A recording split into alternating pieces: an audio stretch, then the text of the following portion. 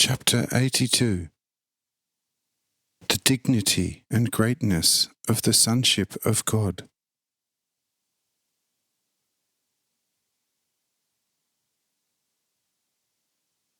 After this active demonstration of Horadin's vision and his few words concerning it, Abbedam asked Horadin, saying, Horadin, since your inner vision has thus been truly made known, I ask you and all the others, what this vision really tells us.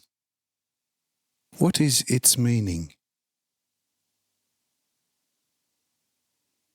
A great part of it has already been clearly revealed by Rudiman. Therefore, it should no longer be so difficult for you to add this explanatory supplement out of your light received within. So, whoever has courage and wisdom, let him step forward and speak.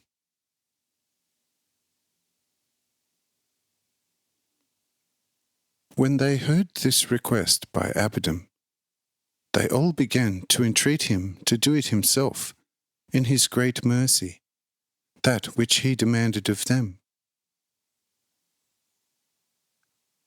Although they knew that no one speaking in his name was capable of telling an untruth, nevertheless, such a word, uttered by another unworthy mouth, would no longer be as powerful, mighty, and full of life as if the very same word had issued lovingly from the Holy Father's mouth.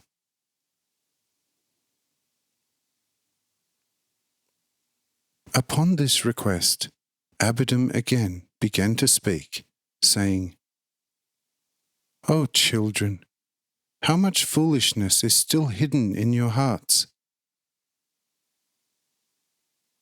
What did Horadin just now do through my word laid into him, when owing to the night and its harsh darkness he could not find me?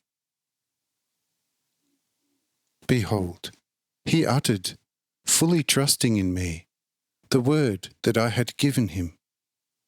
And the high walls of the white mountain were split, and the glowing embers in the depth of this mountain were instantly ablaze through the widened fissures and clefts.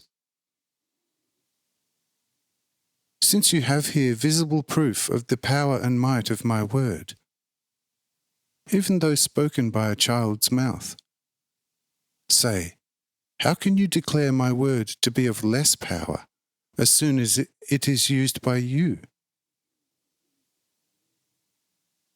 And when is the Father more of a father?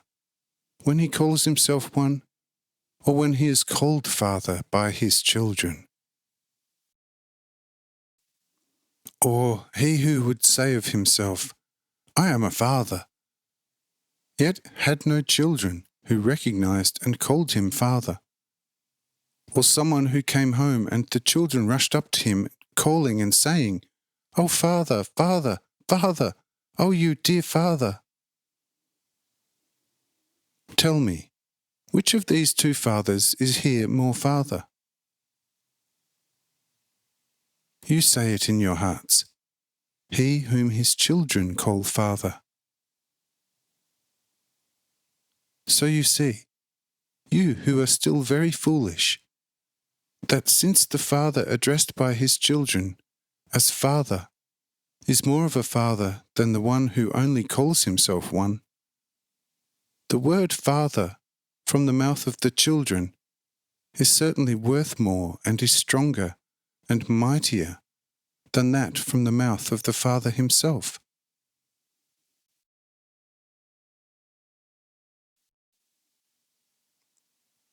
Or when are you more edified and pleased by the word? When you call yourselves Father before your children? Or when your children call you this, happy and full of the most tender love and complete trust? Since already you perceive in this an immense difference, what do you think? Am I maybe less of a father than you are? Oh, you who are still very foolish, Do you still fail to realize that, by virtue of the freedom given you for all eternities of eternities, I want and wish for you at all times only the most powerful and very best? Since you cannot possibly ever refute this in your hearts, of what benefit should be your excuse? Therefore, Horadin, tell us at least in a few words what you were all called to do. But all you others engrave the following words deeply into your hearts. Amen. And Horadin promptly began the following very noteworthy speech to all in my name. Dear fathers, brothers, and children, I am called upon to show what infinite greatness it entails to be a child of the great, almighty, eternal God, on the grounds of Rudiment's vision and my own. At the same time clearly realizing our own self-incurred nothingness. In short, this is the set task. However, I reckon it is already solved before us all, so that I have again nothing else to do but draw my and your attention to the words just uttered by the Most Holy Father himself, namely, that the Father is more of a father in the mouth of the children than in his own.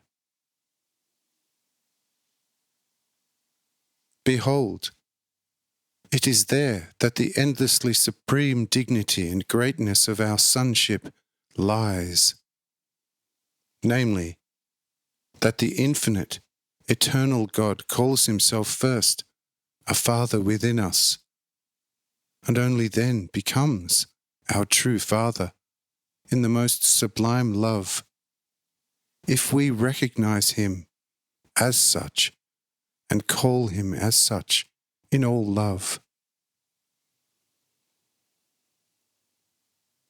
If even the infinite God wishes to be manifested completely in us as the Father, say, is there anything more sublime man could imagine? What does it matter if we could blow away with the merest whiff the whole of creation, and with one thought ignite all the mountains? Truly, nothing compared with our being able to say to him, in all love and truth, Dear, Holy Father.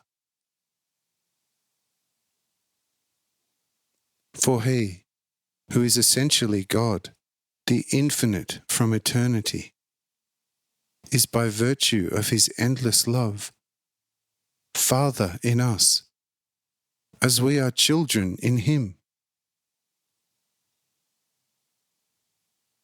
Of course, he is what he is, through himself. But we are, in eternity, nothing out of ourselves, but everything out of and through him. Hence, this is our greatness endlessly, that we are his children, and he is the Father of all of us. And this is the complete and whole meaning of my vision in his name. Amen.